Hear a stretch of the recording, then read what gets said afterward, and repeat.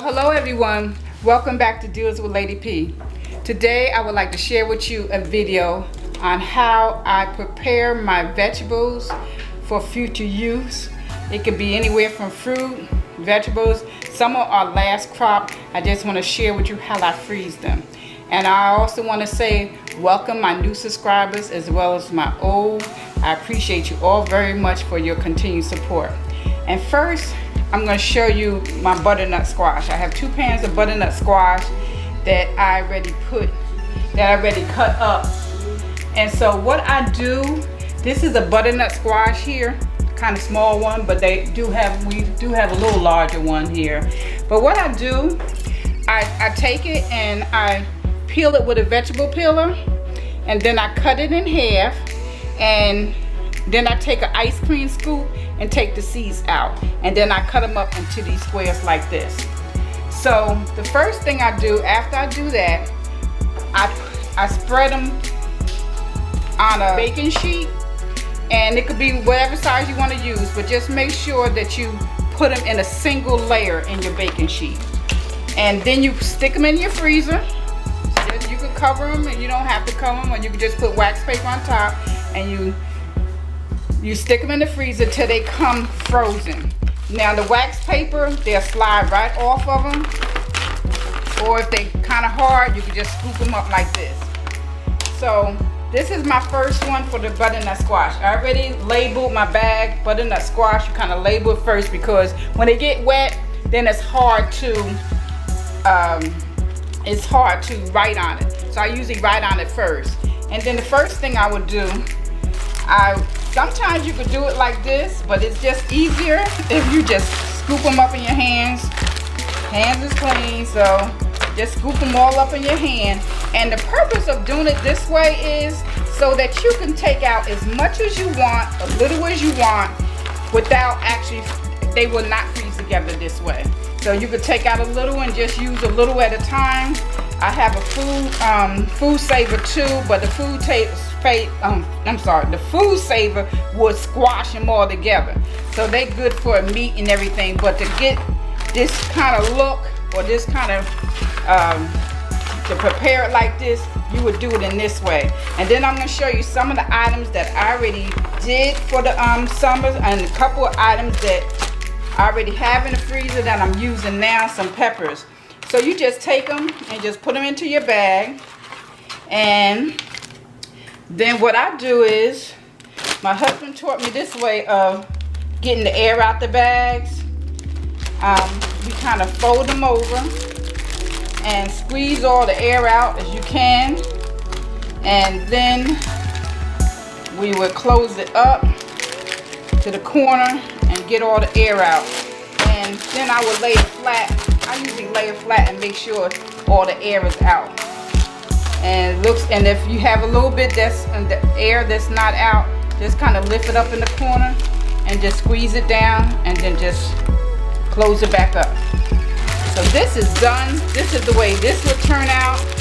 And it's all like, if I just want a little bit to put in the soup, I put some in, I made a soup one day and I just took out a couple and put in the soup. Delicious.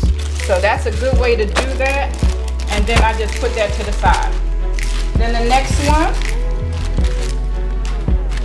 I'll just take this. I knew I probably would just need 2 bags for this one. The other butternut squash, I'll probably try to do something else. I would love to make the soup. I haven't tried the soup. I've been on Pinterest looking up different recipes. Last year is the first year that he did butternut squash, and I tasted at church, and I really didn't know what it was. It tasted so much like sweet potatoes. And when they told me there was butternut squash, I asked my husband would he grow some. So he did a few last year, and we liked it so much, he did much more this year. And I don't know if that is the end of the crop. A couple of them up there on the counter, but that's it. And then here we go. You just take them and close it up. Yeah, this might be the end of. I already showed in a minute. This might be the end of our butternut squash. I'm not sure, but we have a couple left. It might be the end. And just fold it over and squeeze all that air out. And most of the time, it works in one step. See, that's it. That's it for that. That's it. And that be prepared to go downstairs. And now, I'm gonna go and get some more. I'm gonna go and get my peppers.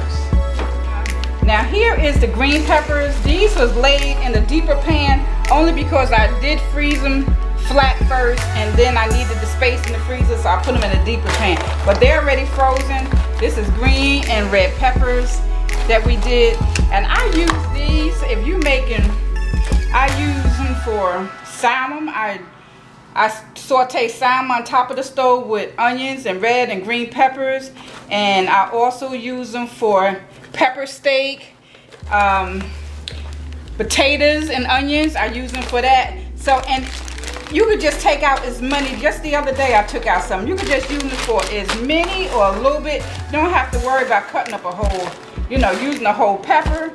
I think I made some kielbasa with some hot dogs, rolls the other day, and I just took a few out, put a few in the pan with some onions, and that was it. I didn't have to actually cut them, slice them, chop them. It was so easy.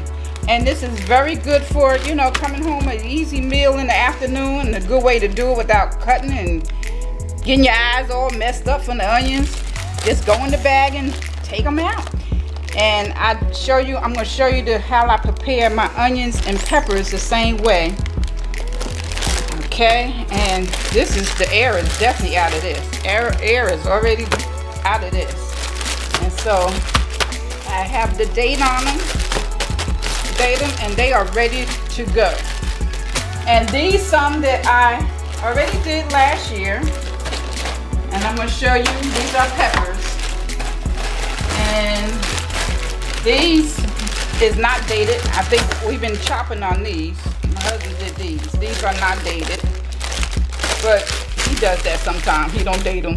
But these he cut these up because I could tell, because I would cut them up a little thinner, which is fine whichever way, because they're gonna shrink up anyway. And this is one that I'm working on. I just want to show you. These are chopped green peppers from August that I already chopped up and am using. So I think I have another bag, a bigger bag, but this I keep up here because I'm working on that. And this is another sliced green peppers from August that I already did, that I'm working on. And I believe I have some from last year too. And these, you could do onions. You do onions the same exact way. Put them flat, freeze them, then put them in the bag. See my onions? Chopped onions is like all chopped up and ready to go. You flew out. Not closed up good, right? But this is ready to go. And then I have some sliced onions for my pepper steak and those things that I want to use slices for and not so chopped up.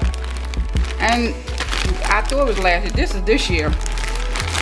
This year. Last year he did onions, but we didn't get as much onions as we did this year. This year we got a nice thing of onions, and I just stored some of them away, and then I also just kept some of them in the refrigerator and out to be used. But this looked like a little air. But that's it. I'm just going to show you how we do our vegetables for future use, and I hope this helped someone. Hope someone was inspired. This is just from our garden, and I appreciate everyone for watching. Please like, share, and subscribe. And if you like this video, also give me a thumbs up. If you decide to subscribe to Deals with Lady P, please hit that notification button so that whenever I do a new video, you will be the first ones to see it. So I appreciate all of you. I love you all. I will see you all on the next video. Bye bye. Be blessed to be a blessing.